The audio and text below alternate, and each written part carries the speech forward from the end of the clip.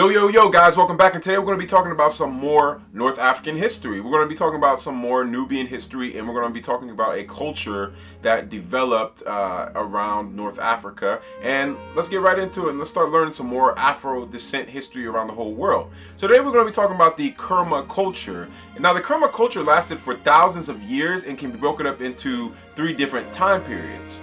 In the early period of Kerma culture, most pottery were left on the top of the graves, though there were some that were actually inserted and put into the graves. Tools were simpler and the graves were very small. Small chapels as well as groups of people started to appear in the area. In the second part of the early Kerma period, larger graves were made, sacrificing animals and creation of more advanced jewelry and beads as well as bronze mirrors were created. The rise of wealth must be noted, and at this time the Kerma kingdom controlled Upper Nubia.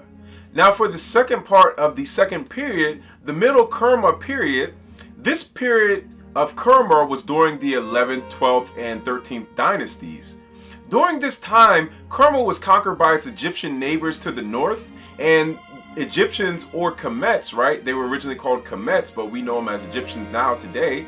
For the people that might not be as inclined in history, the Egyptians, or Kemets, begin to build giant forts there. Also, other major religious centers, workshops, chapels, and large buildings were built at the time as well. Now, as time went along, the Kerma culture thrived, and during the third period, which is called the Classic Kerma period, Kerma ruled Upper and Lower Nubia. Kerma at the time, which was part of the Kush kingdom, attacked Egypt and brought back artifacts as well as other items to the city. During this period, Kerma culture was at its greatest heights. A new type of palace was also built, and in the center of the palace, there was also a large open throne room with massive pillars. Now we must note that during this period, some of the largest royal tombs were constructed. Kerma was also known for superior pottery and its shine, finish, and metallic-like quality. Gold was king in Kerma. It was king, and trade with Egypt as well as other civilizations contributed to Kerma's wealth. Also, as I stated, pottery was very important in Kerma culture. The pottery was thin-walled and had black bands at the top. Kerma pottery was way more polished than their neighbors to the north. Now, religion was also very important, and mud brick temples were built. These temples were very, very tall. Kerma rulers also had a very skilled army and archers with long bows, as we talked about in the other video, the Nubian kingdom. As you know, the Nubian archers are very famous for their Nubian long bows, very, very, very long bows. So these bows are famous, like I just stated, Nubian long bows. Kerma culture was also a big political player, and the Kerma rulers controlled this power. They also oversaw different industries in Kerma and the Kush kingdom, such as gold, cattle, trade, metals, fragrances, and cultural influence. Now, as we know, cattle was a big part of African culture and still is till this day, especially for nomad tribes or nomadic ethnic groups, right? Local communities would bring cattle to Kerma rulers when they passed away. These cattle were buried with the rulers, and some cattle came from very far away. We also must note that Kerma rulers were very wealthy and ruled over trade in the region from Central Africa to Northern Africa.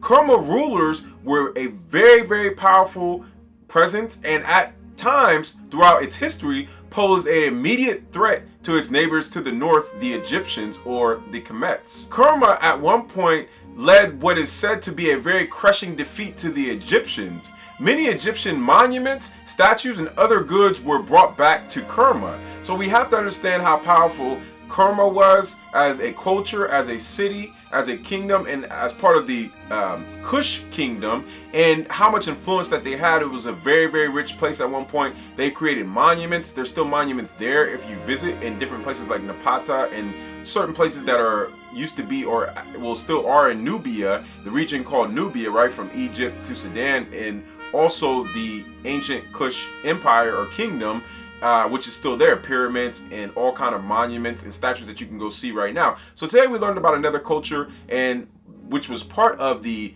Kush kingdom, which were Nubians. And as always, guys, like, subscribe, everything I have, all social media, Snapchat, Twitter, Instagram, Facebook, All Afric Network. And as always, always take care of each other, always share with each other. But it's all about unifying, right, all around the whole world. Afro-Jamaicans, Afro-Brazilians, Somalis, Ethiopians, Afro-British people, right? Anybody in Europe, Afro-Europe people, Afro-Latinos, Afro-Asians, like all around the world. As I always say, we must unite. So until next time, guys, as always, peace and one love. What's up? What's up? Hey. Shalom. What up? Hi.